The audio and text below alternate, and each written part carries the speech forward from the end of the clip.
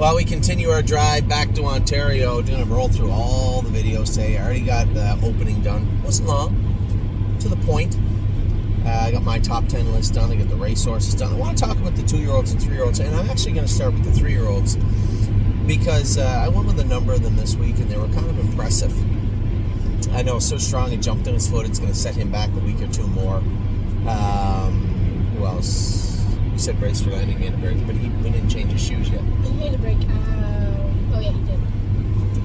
He got shot yesterday. Oh, did he? Yes. He just put full wedges on him? I'm very interested. And no corks.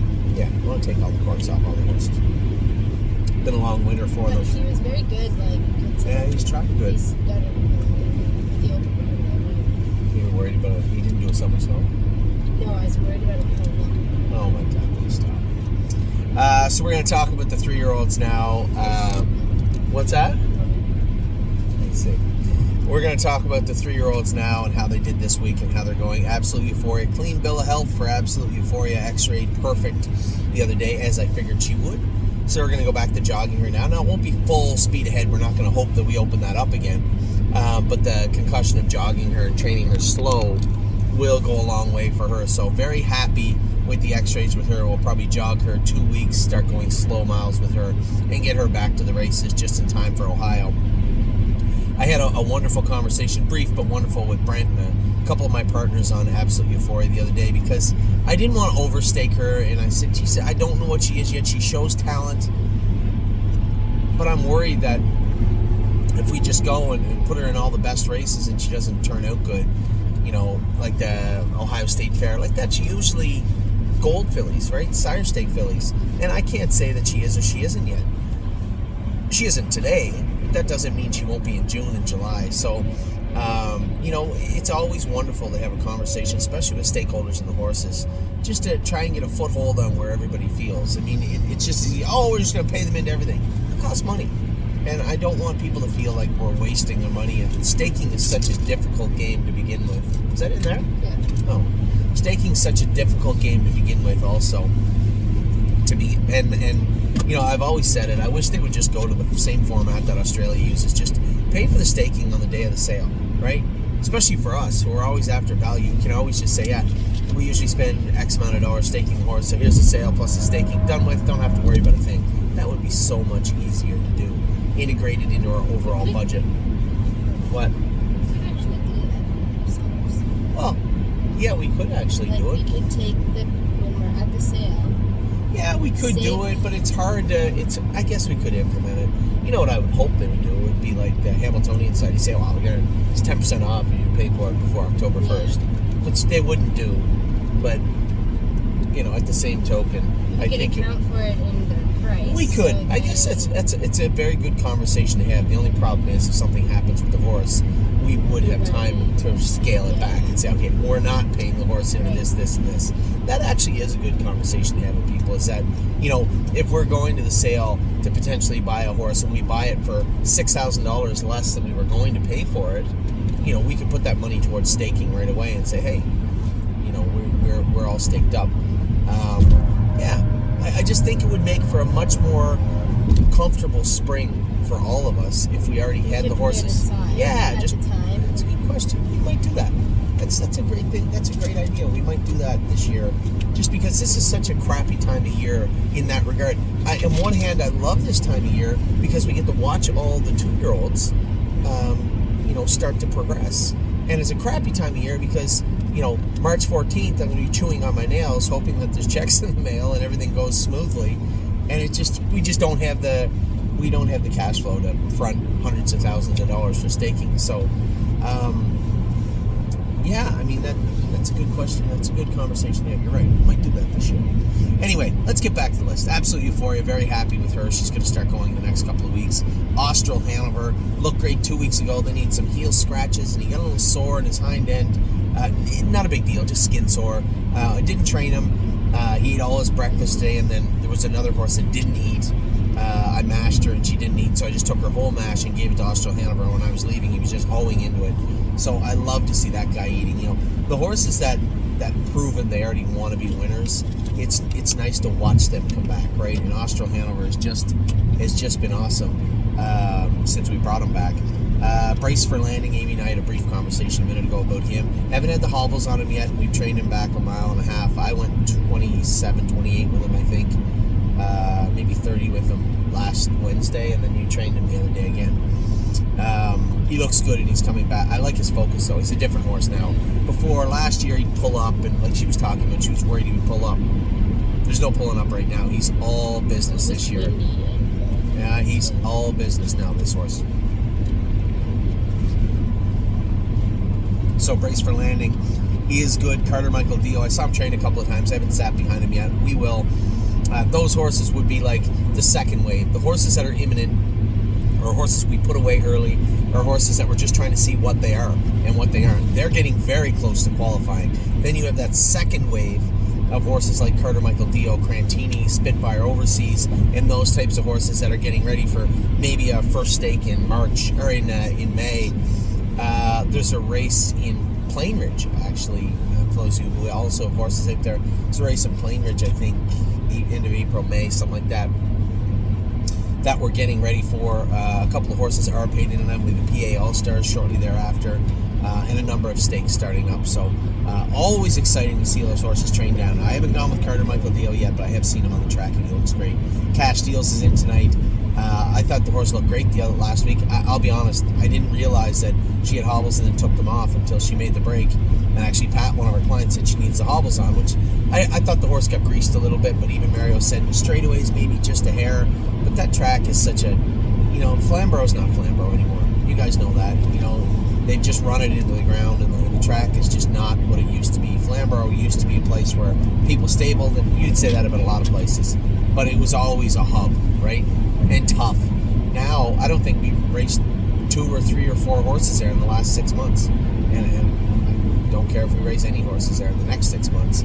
So, Cash Deals, I believe, is going to race with hobbles on tonight. And aside from the break, she actually finished up her mile well. So, the schooler, she had gone in 2-1 with Mario before that, and I suspect she's going to race well again tonight. Columbus was decent Saturday. Really good last week. Decent Saturday. Jason Merriman went with him, and he's hard because he'll follow, but he gets really hot sometimes, but he will sit on a helmet. Now, Eric went with him last week, and he was on the front end. I just got by him in Full Heart with Austral Hanover, and I thought both those horses were great, and both of them were just okay on Saturday. Full Heart shut her air off a little bit, and I'll probably just put her in the bike and go 1 mile and 2:10 next week with her. She's just so hard on herself. Trying to go these slow 1.5 miles, it frustrates her to no end. And she's a frustrating animal to begin with.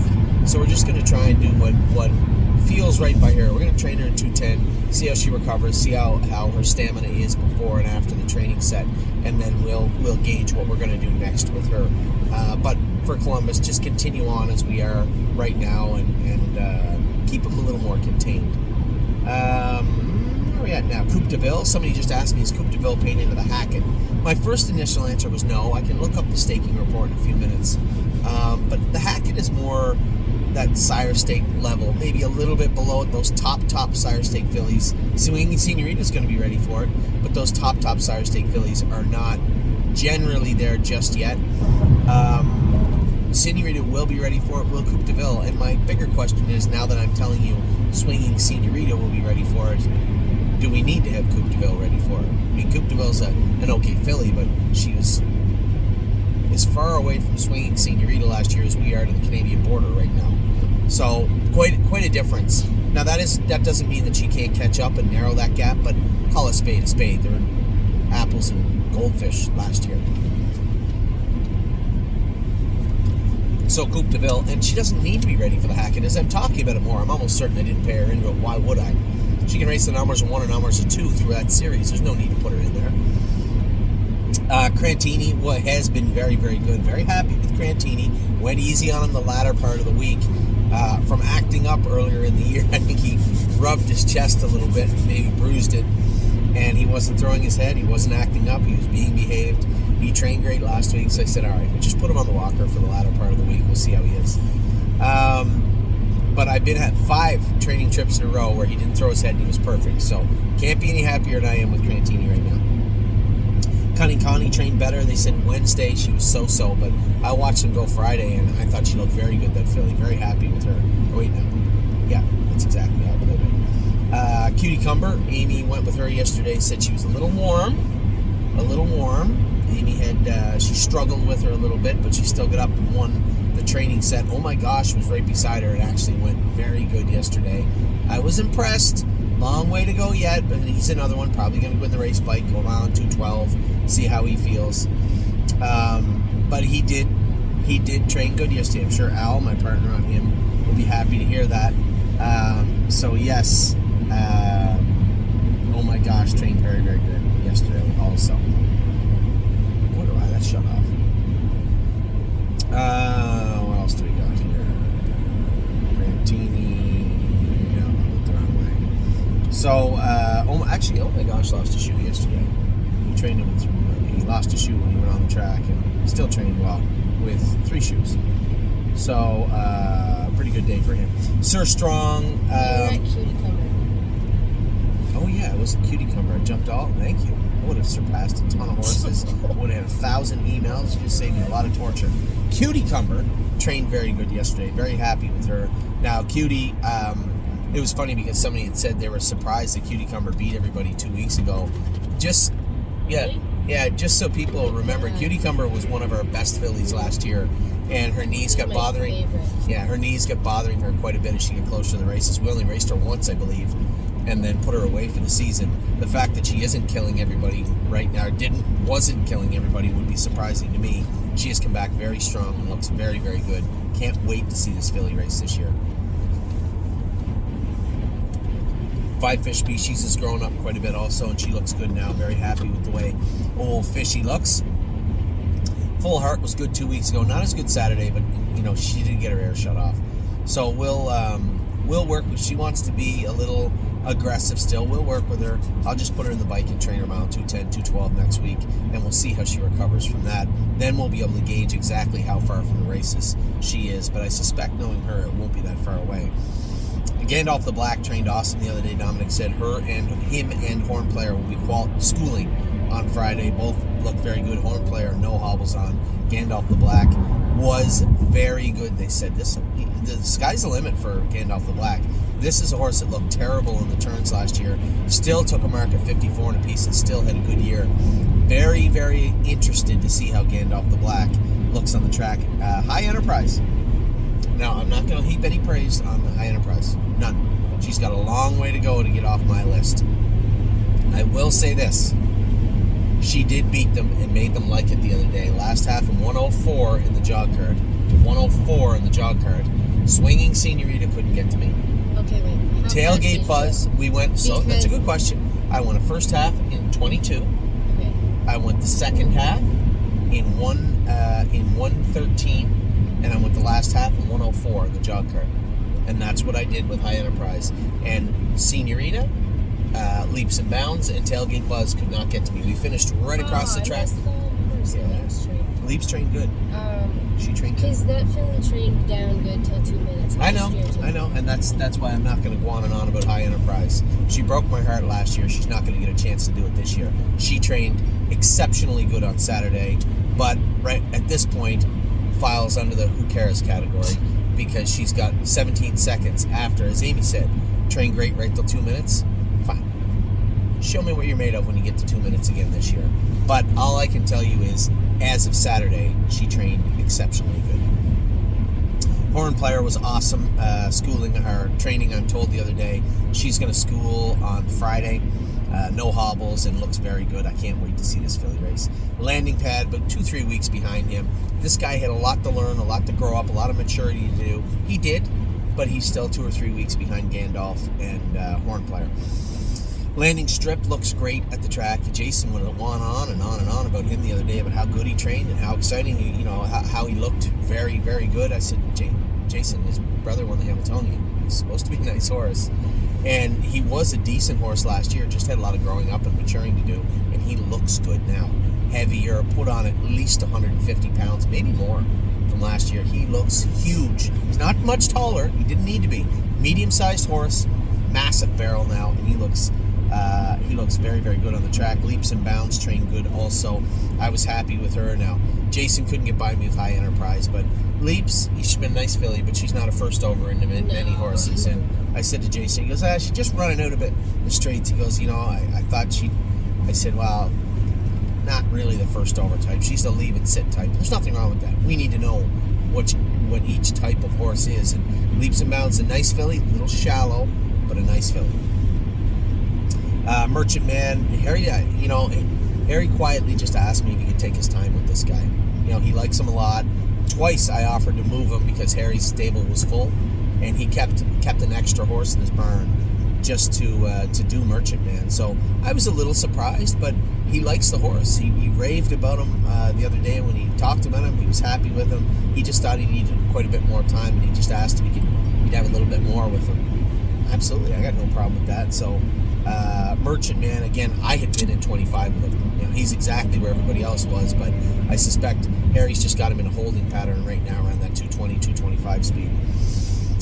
Mo Power Baby trained great the other day. Now, I went in like 14 with her, a mile and a half, last mile and 14 the other day, and it felt like that was lots for her. So we went easy with her the next few days. I trained her again on Saturday, and I backed her up to 23, and she was very, very strong. So somewhere between 14 and 23 is where she's going to hang out for the next couple of weeks for sure. More Than You Know, 2-1 last half in 56 according to Mario. So quite a schooler for him. He's going to be in the qualify on Friday. He's ready to go right now. My 1%, a lot of people had asked me, where's this colt? Why is he not racing? You guys are just going to have to relax. The horse will race when he's ready to race. We went to qualify him. He looked good, and he fell apart a little bit, made 2 breaks. We went to school him. We did a ton of work on him. Johnny said, why is all this work done to the horse? We were trying to get him racing. I just felt that the corks were bothering him too much. When we had x-rayed him, he had 2 ankles where there's nothing structurally wrong with the ankles. It was just a little rough. Probably combined that with the cork, and they were causing him quite a bit of discomfort. So we just turned him out. I'll bring him back in next week, and we'll start back again. He'll be ready to go in 3 weeks with no corks on. And then at that point, if we have to make some shoeing adjustments and really button him down hard, then we will. But for right now, I just wanted the horse to have the best shot he could to be an effective racehorse, and that wasn't going to be on the track in February. Nothing But a Dreamer looks amazing on the track. We staked this guy heavily, and I have 0 regrets in doing so. He looks really, really good on the track. Now we get to, oh my gosh, another one of the Fantastic Four that come back from Columbus. Expectations exceedingly low for this guy, but he was good. He was good training the other day. I was impressed with him. I was impressed with the horse. Amy just got by me with Cutie Cumber, and another one of those horses will probably snap me the bike, go a mile in 2:12 to 2:15, somewhere around there, and then make a decision. Is this horse, are we here? Can we move on? Or, can he go in 2:8, or should we go back in 15:12 a couple of times? He'll tell us that next week when we put him in the bike on Saturday. You guys can't come over here next Saturday, right? Didn't you tell me there was something? It was Ava's birthday. And Ollie's got a party. Ollie has a party on Ava's birthday? Does Ava have a birthday party? Maybe I'll just take Ava over here with me. She'd like a nice supper, and I'll take her shopping. Are you listening? Were you listening to what I just said? Ava? Were you listening to what I just said? Do you want to come over here next Saturday with me, and you and me? We'll go to dinner for your birthday, and I'll take you shopping? You don't have a party planned for next Saturday, right? I wanted to invite a couple friends over. Yeah. You want to go? Do you want to stay at home, or do you want to come with me? I'll take you shopping. We'll go to the mall and get you some stuff, and then we'll go to have a nice dinner, you and me, all right? All right, it's planned. You're not invited anymore. I see that. Please. Sorry, that's just the way it is. You're not invited next Saturday. It's just Ava and I. So, but the good news is, you get Ollie and Abby for the weekend. All right, Trooper. Sir Strong, I said Sir Strong had jumped on his foot the other day. He'd been in 14 with that. I'll be completely honest with everybody. He's still rickety in the turns. He's still rough, but he's still a gamer, and he wants to come forward. You know, Jason's been trying to pawn him off in Ontario, bring him back home, and he needs a big track at Mohawk. Jason doesn't get along with the horse. He doesn't trot the greatest for him. And he jumped on his foot the other day and still won a mile and 14 for me, but it's still rough in the turns. It's frustrating because we couldn't find anything at 2, and he's no better at 3. So there's nothing. It may just be structurally he interferes a little bit, and you have to get him past it. Is he a muscle though? Yeah, and he wants to be a nice horse too. They have to be a certain height. The math has to be there for him. Yeah. Anyway, he'll make it. He wants to be a horse, but he jumped on his foot in a rough area the other day too, and cut the meat of his foot. It's going to be sore for a little bit, so it's really going to set him back a couple of weeks. But in that couple of weeks, you know, if he did have some joints that were a little bothersome or his back was a little sore, that will also dissipate. So. Yeah, it sucks he jumped on himself, but he'll come back. He'll be all right. We'll get him to the races. Is he going to be a stake horse in New Jersey? No, I don't think he is. But I'll tell you what he is. If we can get him to the track, he'll be an effective overnight horse because he wants to be a nice horse. And he's a likable sort also. Sister Solange, can't get her to eat, and I finally made a decision. I'm going to send her to Megan this week. I was going to send her to Tim's to race her in the series, but the Nommers of 2 goes for more money at Yonkers and at the Poconos for that matter than the series will go for. So it's really a non-issue. I know there's going to be a lot of clients ask about this because they don't want to race in New York, and I don't blame you. So I'm going to go over the ownership list tonight and reach out to people and ask them what they'd like to do. In a perfect world, everybody would be licensed in New York, and this wouldn't be a big deal, but this is not that time. So we'll see how that plays out. If we can't race her at Yonkers, I'm sure Megan will be happy to race her at Poconos, but she did ask for a horse for Yonkers, said the Nommers of 2 is really, really cheap right now, and she only has 1 win. So we'll see. There's no need anybody getting upset or concerned just yet. Smoking Hot Irish Girl is getting down closer to where the other ones are. She's a little bit behind the Swinging Senoritas and those horses that have been training in those 2 sets of 4 the other day. Jason had trained them earlier in the morning. He was happy with her. In fact, I could be wrong, but I think he told me he thought she'd come back a little bit better than anybody else on a case-by-case basis, which I wasn't shocked with. I thought Smoking Hot Irish Girl's best race of her life was the last race of her two-year-old season. I thought she raced great, and I'm not surprised that he was touting her as she came back. I haven't sat behind her yet, but Jason knows her very well also. Spitfire Overseas had looked great on the track. Also, Tactical Mounds made a couple breaks on Jason the other day. Yeah, no hobbles on her, and he's got her head up. I said, let her head down about 19. Head check. Yeah, let her head down about 19 holes. Let her head right down. Yeah, let her head right down. And she does need a pair of knee boots when she gets going faster, but I know the head check was just bothering her a little bit. But she had trained, I saw her the week before, she was awesome. In fact, he said he had no head check on her the week before, which is very telling right there. Tailgate Buzz was good. Now none of them could get by High Enterprise. Listen, everybody in the stable is cheering for High Enterprise, everybody. But she's got a lot to prove. It's going to take a lot more than one training trip for me to say, oh, High Enterprise is awesome now. She was good Saturday. Warwi Yuri, a lot of people asking about him. I know that Mario said he was training well. I'm going to go with him. I'm going to tell Mario that I'll go with him on Tuesday. I want to sit behind him. I'm going to go a mile and a half with him. I want to go last mile and 20 and see how he feels. So I will go with Warwi Yuri on Tuesday. I'll have a bit of an update for everybody after that. And What a Mission looked great the other day too. Jason said, with the hobbles on, he was awesome. On Saturday morning, he was very, very happy with him. So those are your 3-year-olds. Just got the babies left. And we have Amy's top 10 list. I see you working on something over there. I have a question for the person. You have a question for the person? Okay. Anyway, I'll be back in a moment with the 2-year-olds, and then you will all get to see Amy's top 10 list. Take care.